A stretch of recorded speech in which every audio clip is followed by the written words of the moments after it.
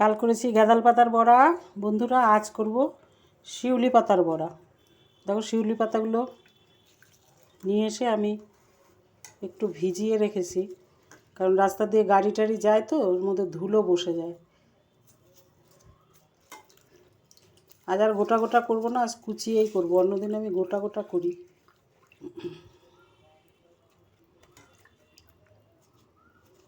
তোমরা কে কে করো শিউলি পাতার বড়া? খুব তেতো।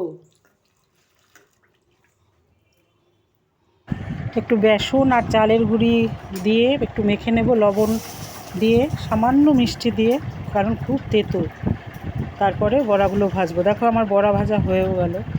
খুব উপকারী, কিন্তু ভীষণ তেতো, গরম ভাতে দারুণ লাগে। তোমরা শিউলি গাছ তো সবার বাড়িতেই মোটামুটি আছে, ভেজে কখনো খেও, আর খুব মুখে রুচি আসে। জ্বর টর হালকা হলে না, আমার শাশুড়ি টাশুড়ি তো শিউলি পাতা থেতো করে রস খেত হালকা জ্বরে।